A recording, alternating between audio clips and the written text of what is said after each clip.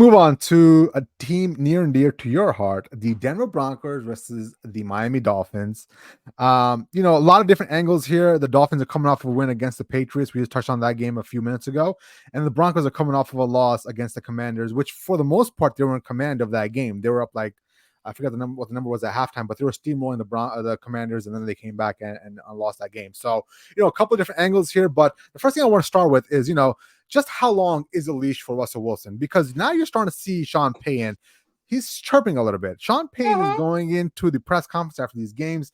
He's kind of needling Russell Wilson a little bit. He's kind of pushing the buns a little bit, which, I get it. Russell Wilson has been, fairly abysmal in the second half of these games, the first two games so far.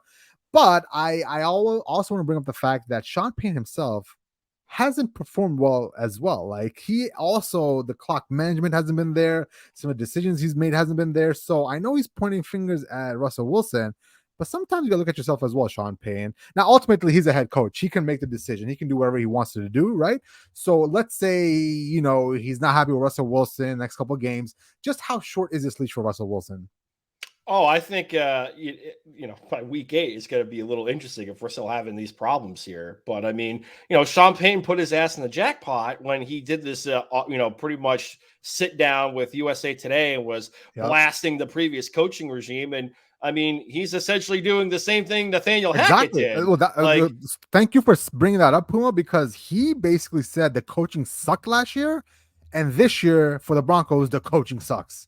Yep. It's brutal. And it's like the personnel groupings aren't going out right. And he's trying to say like Russell Wilson needs to wear a wristband. Yeah. I saw and, that. He was throwing, Vance Joseph under the Greyhound too, about how the defense wilted away down the stretch against the Commanders. Was Sean Payton always like this? Like very, very conniving, very Weasley? Like, come on, I don't remember him being like this, but at the same time, like how often did the Saints have like slow starts? I mean, the first year he got there was essentially a free pass, in my opinion, because they just got Drew Brees. They just went back home after Katrina and the whole Superdome was redone.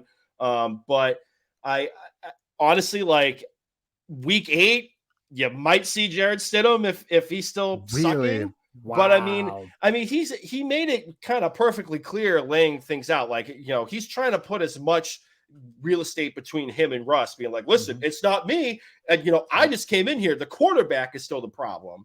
To me, this is, kind of 50-50. I thought the beginning of the end was last year when we started to see Russ do these not Russell Wilson things. And hey, you want to let Russ cook, and he can't even cook ramen noodles.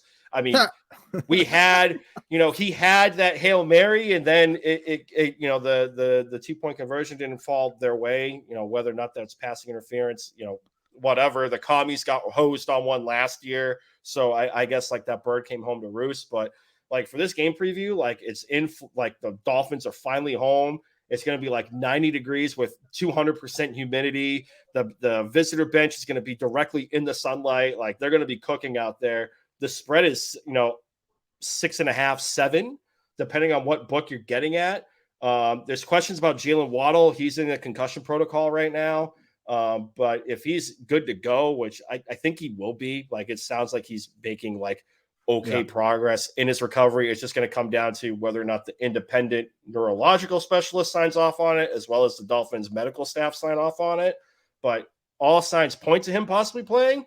But even if he doesn't, it's like Cedric Wilson out there with Tyreek Hill, and like, yeah, sure, Patrick Surtain II will be on Tyreek Hill. Like, I mean, we saw what Tua did with what the defense was giving him with the running game, and even with like Durham Smythe and Craycraft. So, I mean, I'm personally laying it with the Dolphins. I think it could possibly get ugly, and if they lose on the road, they go 0-3, and it's an ugly loss. Like, good Lord, I would definitely love to listen to Denver Sports Talk Radio that day.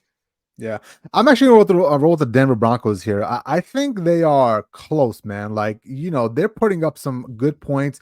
There are a couple of things that you've got to clean up here and there. The communication aspect between, Russell Wilson and Sean Payton has to be cleaned up. But I mean, call me crazy, but I think they're almost there, man. Like that defense hasn't played up to billing from last year. Last year they were just amazing. They were like keeping everybody under 17 points. This year they're giving up 35 points to Sam Howell, which is unfortunate. But I think they're gonna be able to correct it. I think with Jalen Waddle being in concussion protocol and the fact that Tyreek, can be negated a little bit with the bracket or double coverage or whatever it is, as long as you don't play that stupid ass defense that Brandon Staley played with the Chargers in Week 1.